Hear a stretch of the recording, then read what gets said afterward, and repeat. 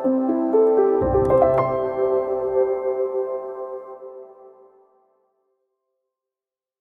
I'm Olivia, and welcome to Connecting the Dots in Early Childhood Education. In today's video, I'm super excited to chat with you about some of my favorite critical thinking stems to use in the classroom. Okay, so how do we ask questions to promote critical thinking in the classroom? In the education world, we hear it all the time that we want to elicit critical thinking in our students. But how do we do it? In today's video, I'm going to share with you 5 of my favorite critical thinking stems. Here they are, 5 of my favorite stems. A lot of the times when you want students to think critically and you want to support their critical thinking, it's important that you ask them open-ended questions. But it's not always the easiest to think in your brain and come up with open-ended questions on the spot. But if you get in the habit of using some of these stems that I have on the slide in front of you, it can become more common and natural in your teaching practice. The first one is, how do you know? How do you know that this is a triangle? The second one, what can you tell me about? What can you tell me about? And maybe you ask a question about a story that you were reading. What do you think would happen if we took the plants in our classroom and put them in the closet? I wonder why some of the things in this water bin are floating and some are sinking. What do you think? How could you or how could we? How could you make this tower taller without it falling down? These are all examples of open-ended questions that really generate students thinking.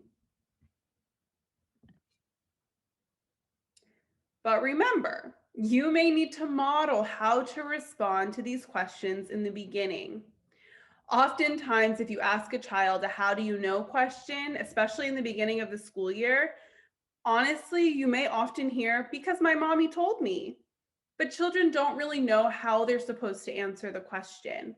So you may say, how did you know that this was a triangle? And the child might say, my mom told me, or my eyes saw it.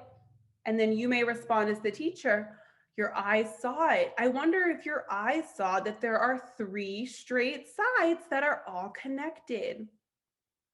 You also may need to follow up with additional questions to support children's ability to respond.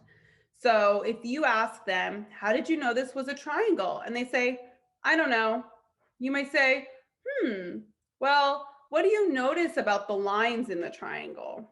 It's good to ask additional questions to support them in thinking about their response. It's also helpful if you narrate what you notice children doing. For example, if you're looking at triangles and you notice a child tracing the triangle with their finger, you can say, I noticed that you took your finger and you traced it along the 3 straight sides.